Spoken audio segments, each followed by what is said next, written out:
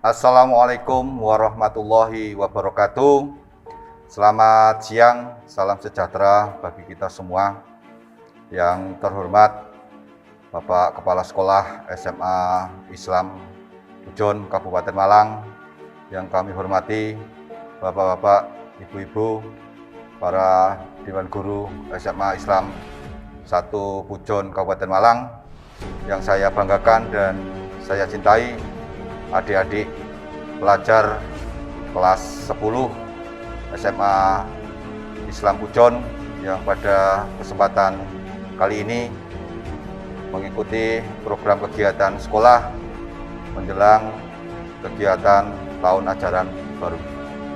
Pertama-tama, mari kita sama-sama memanjatkan puja dan puji syukur terhadap Allah Subhanahu wa Ta'ala yang telah dan selalu memberikan keberkahan kesehatan bagi kita semua, sehingga pada kesempatan kali ini kita bisa mengikuti kegiatan yang dilaksanakan oleh Sekolah SMA Islam Pujon bekerjasama dengan kami Polres Batu. Adik-adik sekalian, perlu diketahui bahwa dalam pelaksanaan kegiatan belajar mengajar, tentunya kita juga jangan lupa selalu memahami dan mengerti peraturan-peraturan lalu lintasan yang berada di jalan raya. Adik-adik pelajar, putra dan putri sekalian, pada kesempatan kali ini sebelumnya perkenalkan dulu, nama saya Muhammad Huda Rohman, pangkat Ibda NRP 73030174, jabatan sehari-hari sebagai Kanit Dikyasa Polres Batu. Pada kesempatan kali ini kami akan memberikan pemahaman dan materi etika berlalu lintas. Pada kesempatan kali ini juga saya tidak lupa mengingatkan bahwasanya pada kesempatan kali ini kita masih menghadapi masa pandemi COVID-19 atau virus corona. Kami berpesan kepada semua anak didik SMA Islam Pujon pada saat mensikapi keadaan pandemi virus COVID-19 ini, jangan lupa selalu menjalankan atau selalu mengikuti himbauan-himbauan, anjuran-anjuran dari pemerintah. Terutama pada himbauan pemerintah adalah menyangkut bagaimana kita bisa disiplin. Disiplin sampai sekarang ini adalah menjadi vaksin COVID-19. Disiplin dalam artian disiplin mencuci tangan, disiplin menjaga jarak, disiplin untuk memakai masker, dan disiplin untuk bisa menjaga kondisi imun tubuh kita. Pada kesempatan kali ini juga kami dari Polres Batu memberikan pesan-pesan agar selalu dalam menghadapi perkembangan virus COVID-19 yang sekarang ini masih beredar atau masih merajalela khususnya di Jawa Timur, karena pada saat sekarang ini Jawa Timur menjadi ranking terbanyak dalam penyebaran COVID-19 ini di Indonesia. Maka dari itu kita yang berada di Jawa Timur harus selalu waspada, selalu bisa melaksanakan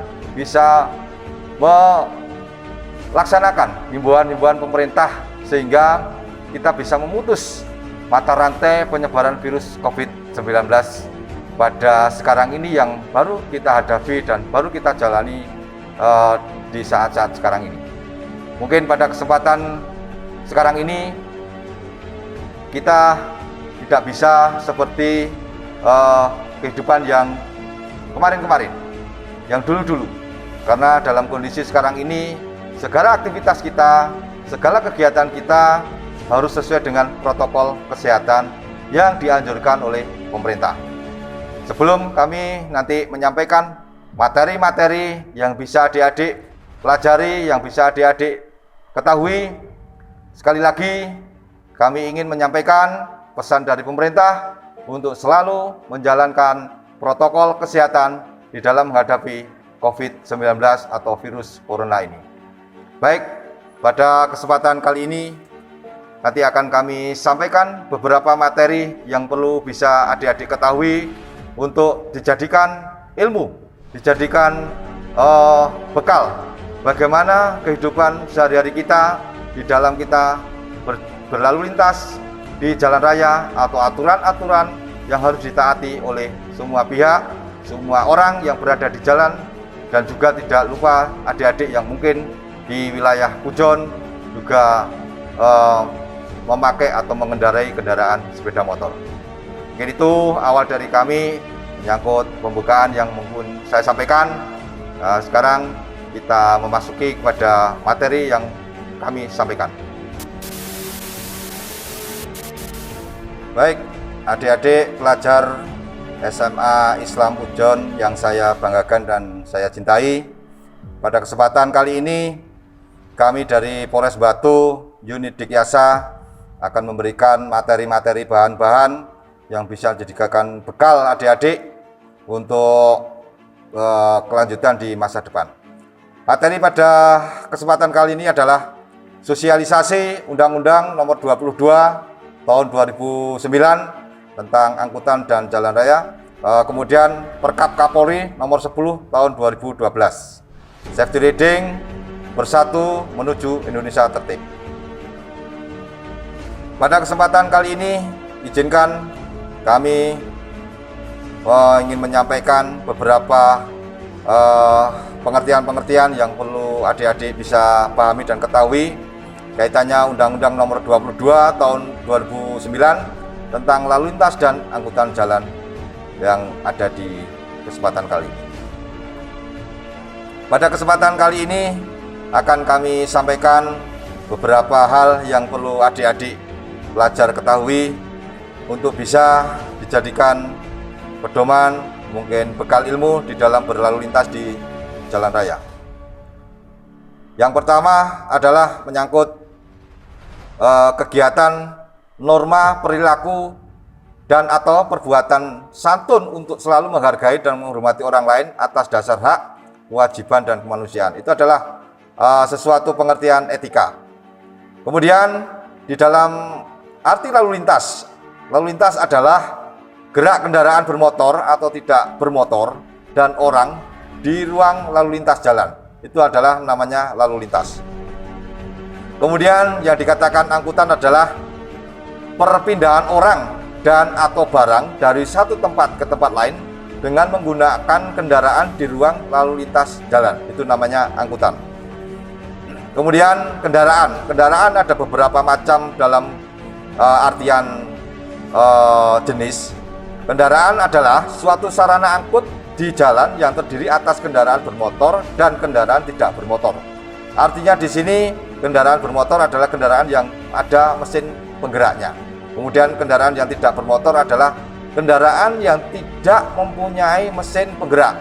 Contoh seperti mungkin becak, mungkin juga sepeda pancal, atau mungkin juga delman atau dokar. Lanjut, di dalam hal pengertian rambu-rambu. Rambu lalu lintas itu adalah bagian perlengkapan jalan yang berupa lambang, huruf, angka, kalimat, dan atau perpaduan yang berfungsi sebagai peringatan, larangan, perintah, atau petunjuk bagi pengguna jalan.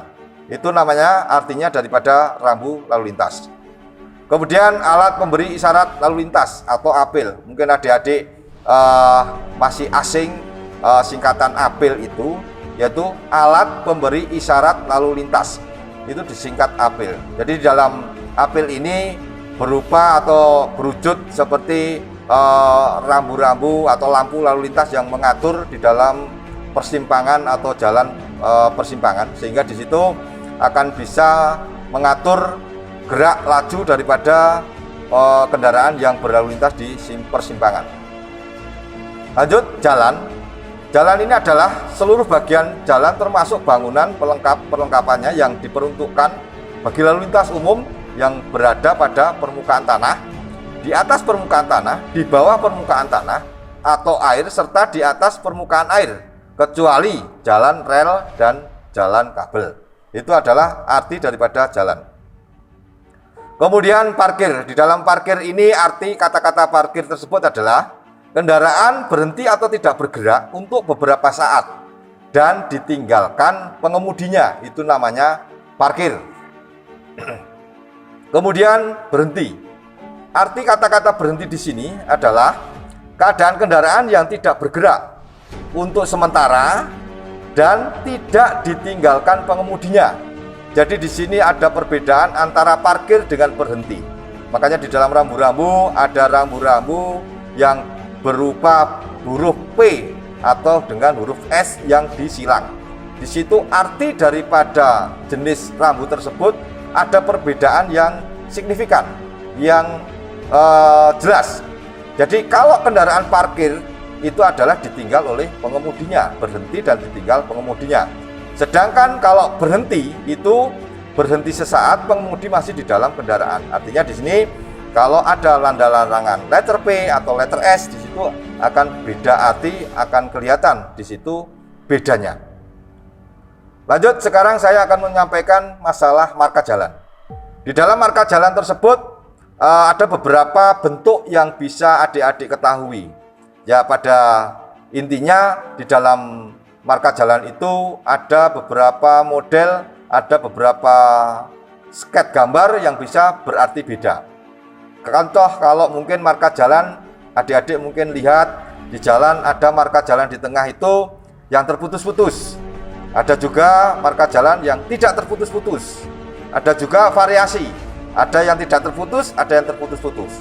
Itu arti daripada marka di tengah jalan itu beda-beda. Contoh, kalau arus di dalam marka itu berwujud tidak putus-putus, artinya lurus, garis itu terus ada, itu di situ dilarang melewati garis putus itu untuk mendahului. Jadi bisa dikatakan arti daripada marka di jalan yang tanpa putus, di situ saat mendahului harus dengan hati-hati dan tidak sampai melewati marka jalan tersebut.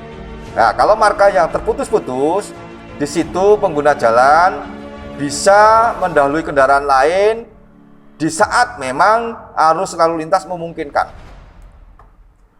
Nah, ini arti daripada kecelakaan lalu lintas. Mungkin adik-adik pernah dengar kecelakaan itu apa? Arti kecelakaan lalu lintas adalah suatu peristiwa di jalan yang tidak diduga dan tidak disengaja melibatkan kendaraan dengan atau tanpa pengguna jalan lain yang mengakibatkan korban manusia dan atau kerugian harta benda. Itu adalah arti daripada kejadian kecelakaan lalu lintas. Kemudian di dalam kejadian kecelakaan lalu lintas ini, di dalam ilmu perundang-undangan, suatu bentuk kejadian kecelakaan itu pasti diawali suatu pelanggaran. Baik adik-adik sekalian, para siswa kelas 10 SMA Islam Pujon yang saya banggakan dan saya cintai. Pada kesempatan selanjutnya ini akan saya sampaikan beberapa faktor penyebab atau mungkin faktor-faktor yang sering menjadi penyebab kejadian kecelakaan tersebut. Faktor yang paling dominan di dalam kejadian kecelakaan itu ada 4 faktor. Faktor pertama adalah faktor manusianya atau faktor pengemudi atau faktor pengendaranya. Kemudian faktor yang kedua adalah faktor kendaraan.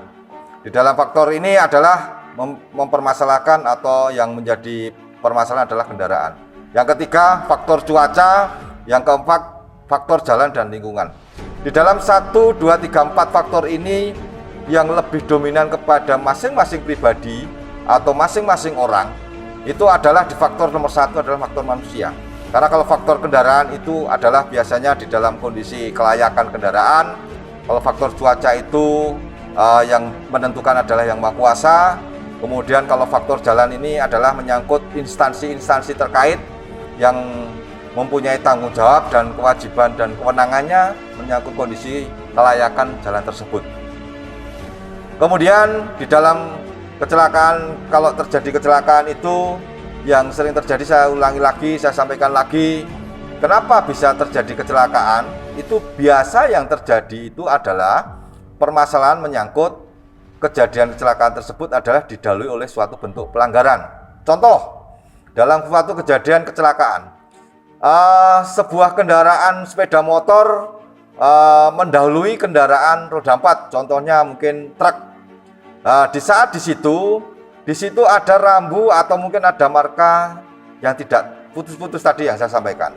Di situ pengendara sepeda motor memaksakan diri untuk mendahului kendaraan yang ada di depannya tersebut, sehingga dia melewati marka jalan dan berpapasan dengan kendaraan yang berada dari arah sebaliknya. Disitulah yang menjadi penyebab kecelakaan itu adalah pengemudi kendaraan sepeda motor yang mendahului kendaraan di depannya, karena kurang bisa menjaga jarak atau mungkin tidak bisa melanggar marka jalan yang ada di hal tersebut. Perlu saya tegaskan juga bahwa dalam kejadian kecelakaan itu tidak semuanya, tidak setiap kejadian kecelakaan itu kendaraan roda 4 atau mobil itu dianggap salah. Saya tegaskan, tidak setiap kendaraan roda 4 atau mobil itu kalau terjadi kecelakaan dianggap yang dipersalahkan. Belum. Karena di dalam kejadian kecelakaan itu seorang petugas penyidik dari kepolisian akan menyidik, akan memeriksa di mana kejadian kecelakaan itu bisa terjadi. Contoh, di saat mungkin dibelokkan atau mungkin di persimpangan atau mungkin dari keluar jalur, kendaraan sepeda motor memotong arus. Di situ tidak bisa dikatakan mobil apabila melintas kemudian terpotong arusnya oleh kendaraan sepeda motor itu dianggap menjadi penyebab kecelakaan. Tidak bisa, karena dalam kendaraan sepeda motor tersebut adalah melaksanakan crossing atau melaksanakan potong arus ya, sehingga di situ menjadi penyebab kecelakaan adalah pengendara sepeda motor. Lanjut, wajibannya seorang pengemudi atau pengendara kendaraan bermotor yang terlibat dalam kecelakaan. Ini perlu saya sampaikan kepada adik-adik, mungkin kepada siapapun yang bisa mengetahui kejadian tersebut, tolong 1, menghentikan kendaraan yang dikemudikan atau yang terlibat. 2, memberikan pertolongan kepada korban. 3, melaporkan kepada pihak yang berwajib yaitu Polri terdekat atau mungkin pos polisi. Yang keempat adalah memberikan keterangan yang terkait dengan kejadian kecelakaan tersebut. Artinya memberikan kesaksian, memberikan informasi kepada petugas apabila memang mengetahui kejadian kecelakaan tersebut. Jadi 4 hal tersebut kita berharap siapapun yang mengalami, siapapun yang mengetahui kejadian kecelakaan ini, tolong 4 hal tersebut dilaksanakan. Kemudian di jalan raya kadang memang ada kendaraan tertentu yang diberi hak utama untuk menjalani atau berjalan lebih dahulu. Ada beberapa kendaraan yang diberi kewenangan atau diberi hak utama untuk mendahului kendaraan lain, yaitu contohnya kendaraan pemadam kebakaran. Kalau mungkin kendaraan tersebut segera menuju ke TKP tempat kejadian kebakaran, sehingga pemadam tersebut harus diberi prioritas. Kemudian kendaraan ambulan yang mengangkut orang sakit. Kemudian kendaraan untuk memberikan pertolongan pada kecelakaan. Mungkin mobil petugas kepolisian yang sedang menuju ke tempat kejadian kecelakaan, di situ membunyikan sirine dan menyalakan rotator. Keempat, yaitu kendaraan pimpinan lembaga negara yang mungkin ada kegiatan di wilayah tersebut. Selanjutnya adalah kendaraan pimpinan pejabat negara asing serta lembaga internasional yang menjadi tamu negara. Itu juga mempunyai hak utama. Kemudian iring-iringan pengantar jenazah. Yang terakhir, konvoi dan atau kendaraan untuk kepentingan tertentu menurut pertimbangan petugas kepolisian negara Republik Indonesia minta untuk diberi hak utama untuk lewat. Nah, selanjutnya di sini saya akan memberikan semacam wawasan atau semacam catatan apa-apa saja pelanggaran lalu lintas yang sering dilakukan oleh baik pengemudi maupun pengendara. Baik, di sini saya nanti di dalam modul ini ada gambar-gambar yang bisa adik-adik sekalian saksikan. Di sini ada beberapa contoh-contoh yang tidak boleh, tidak perlu adik-adik tiru. Yang terutama adalah menyangkut balapan liar atau ugal-ugalan di jalan. Ya, ini bagi adik-adik yang secara usia ini dari remaja ke arah dewasa. Ya, rata-rata adik-adik ini usia antara 15, 16, 17. Ini adalah umur-umur yang rawan, umur-umur yang di dalam hal baru mencari jati diri, baru mencari pengetahuan yang lebih, sehingga dalam hal mungkin meniru-niru atau mungkin mengikut-ikut, itu adik-adik seusia adik-adik ini adalah rawan-rawannya umur usia adik-adik. Jadi saya ingatkan kembali, tolong adik-adik yang mungkin nanti sudah memakai kendaraan bermotor, tolong jangan sampai melaksanakan atau melakukan kegiatan yang nanti merugikan diri sendiri dan orang lain, seperti trek-trekan, mungkin juga ugal-ugalan di jalan, termasuk juga menyangkut kelengkapan. Di dalam berkendara itu, sepeda motor, saya tahu di wilayah Pujon ini mungkin banyak jalan-jalan yang masuk desa. Namun demikian, saya berharap dalam kesempatan ini, saya minta adik-adik menjadi contoh, menjadi semacam toladan bagi mungkin orang-orang yang di sekitaran Pujon, bahwasanya walaupun hanya di jalan kampung juga memakai kelengkapan berkendara. Contohnya adalah helm, dan juga tidak usah kendaraan terlalu banyak yang dipreteli atau dalam kondisi protolan.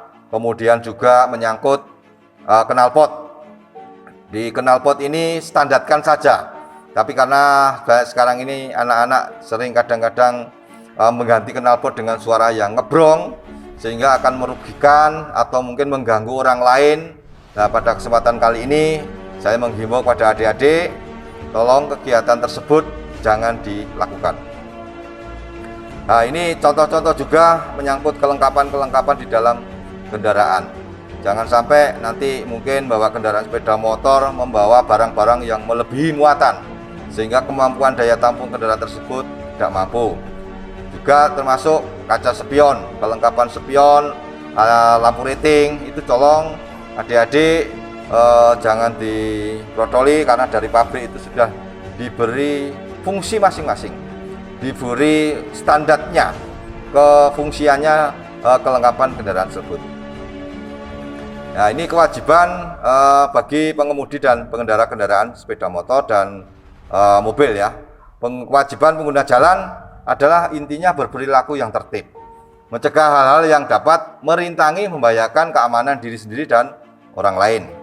Kemudian di sini perlu saya sampaikan kepada adik-adik juga, kewajiban pengendara sepeda motor nomor 1 adalah wajib memiliki SIM C. Kedua, sepeda motor dilengkapi dengan STNK. Ketiga, pengendara dan penumpang wajib menggunakan helm dengan memenuhi standar nasional Indonesia. Keempat, penumpang sepeda motor tidak lebih dari 1 orang. Artinya jangan ada kata-kata mungkin seperti cenglu ya. Ya adik-adik, cenglu adalah bonceng telu ya. Jangan, ada kapasitas sepeda motor maksimal adalah 2 orang. Kemudian wajib menyalakan lampu pada siang hari bagi kendaraan sepeda motor, wajib sekarang ini. Keenam, menggunakan lajur kiri jalan, jangan di tengah, jangan mengambil jalur-jalur yang tidak semestinya.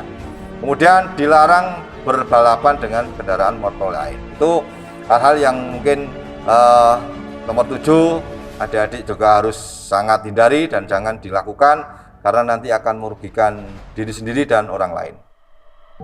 Dan di sini kalau kewajiban pengemudi mungkin adik-adik sekedar untuk mengetahui saja, karena di sini akan ada semacam mungkin kalau pengemudi itu mengemudi mobil. Namun dalam hal melaksanakan mentaati rambu-rambu perintah atau larangan di dalam lalu lintas, juga adik-adik kalau di jalan raya harus juga mentaati.